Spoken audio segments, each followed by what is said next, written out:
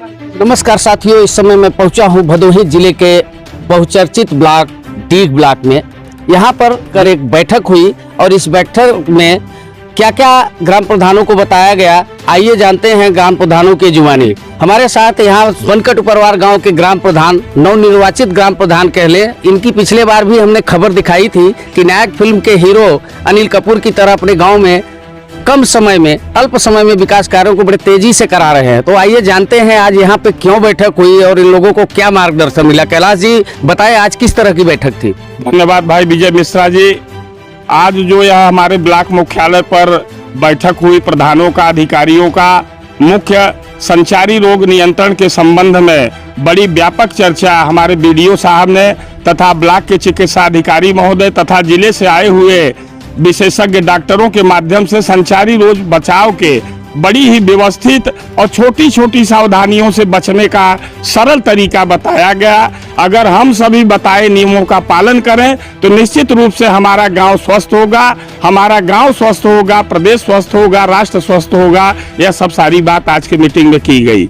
किस तरह से आप लोग उन लोगों के बताए हुए मार्ग का अनुपालन करेंगे? अब बताए के अनुसार अगर हम ग्राम सभा के शुभचिंतक हैं, अपने मतदाताओं के शुभचिंतक हैं, उनके स्वास्थ्य के बारे में उनके हम असली हित ऐसी है, तो हम प्रधानों की नैतिक जिम्मेदारी है कि उनके स्वास्थ्य को दृष्टिगत रखते हुए हर बिंदु पर उन उपायों को लागू करें तथा ग्राम सभा को स्वच्छ और निर्मल ग्राम सभा, एक श्रेष्ठ गांव श्रेष्ठ बनाने का काम करें हम। जैसा कि अभी बैठक में आपने पूरी जनसभा के दौरान आपने बहुत सारी बातें कही, वह क्या मामला था?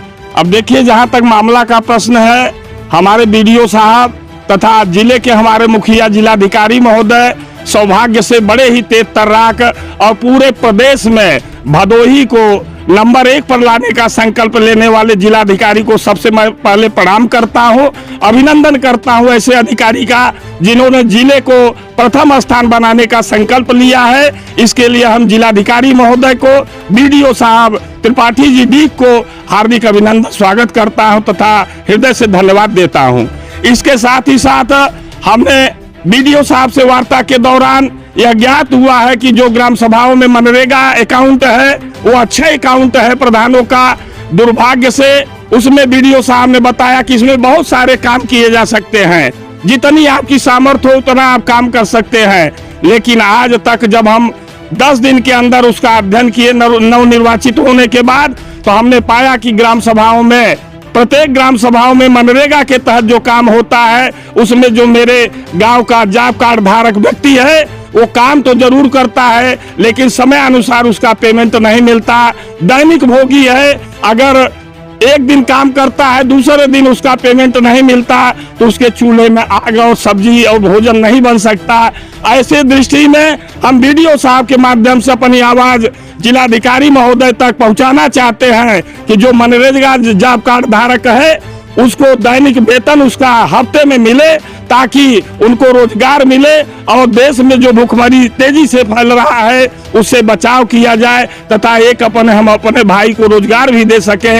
जिन भावनाओं से मनरेगा का गठन किया गया, केंद्र सरकार की हमारी योजना है, उन योजनाओं को अक्षर सह पालन करने के लिए समय अनुसार उनका पेमेंट करना सुनिश्चित किया जाए। भाई, योगी मोदी की डबल इंजन के सरकार में आज देश के किसी भी कोने में कोई भी गरीब भूखा नहीं सो रहा है।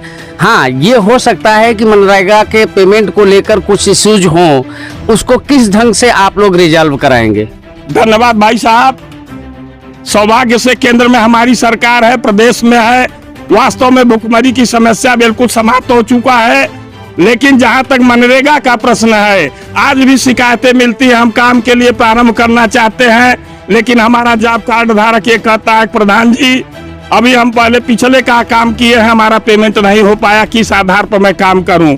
आज उसमें हम करोड़ों का काम कर सकते हैं, लेकिन हमारा जॉब कार्ड धारक व्यक्ति, हमारा भाई अगर साथ नहीं देगा तो हम कैसे काम कर सकते हैं। इसलिए हम पुनः निवेदन करते हैं जिलाधिकारी महोदय से कि मनरेगा का जो भी उनका पेमेंट हो, कैसे उनको तत्काल हफ्ते पर पेमेंट सुनिश्चित हो, ये फैसला करें, ताकि प्रत्येक ग्राम सभाओं में, पूरे प्रदेश में, पूरे जिले में इस तरह से रोजगार का अवसर सुअवसर प्राप्त होता रहे। तो सुना आपने, भाई वास्तव में मनरेगा के पेमेंट को लेकर मजदूरों में कई तरह की चर्चाएं होती रहती हैं।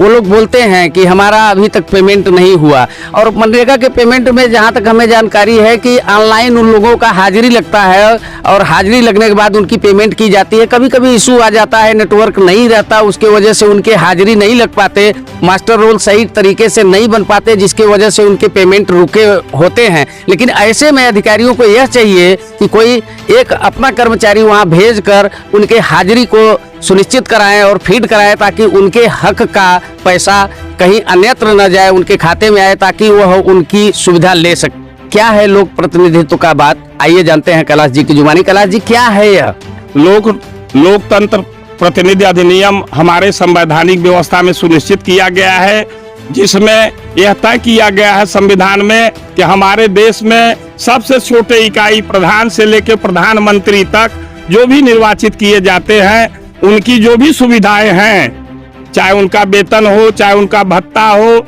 चाहे उनके आवास की व्यवस्था हो, चाहे उनके स्वास्थ्य की व्यवस्था हो, सारी व्यवस्थाएं एक प्रतिनिधि का जो होता है सब सुनिश्चित है।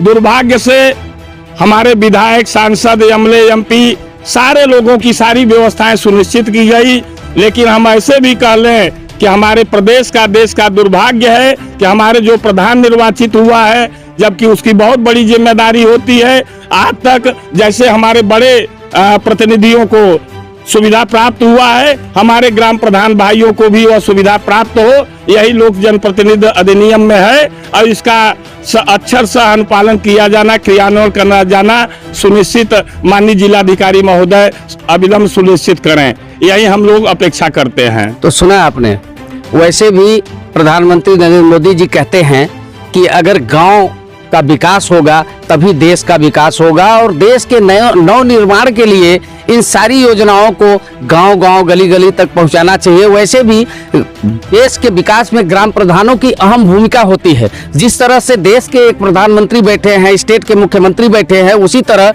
गांव का ग्राम प्रधान, चाहे उसको प्रधानमंत्री कह लें या मुख्यमंत्री कह लें, वह उसी तर्ज पे काम करता है, विकास करता है, जनहित की कार्य करता है, ताकि अगर हमारा गांव का विकास होगा तो हमारे देश का विकास होगा। फिर मिलेंगे एक नई खबर के साथ, तब तक के लिए दीजिए इजाजत, नमस्कार।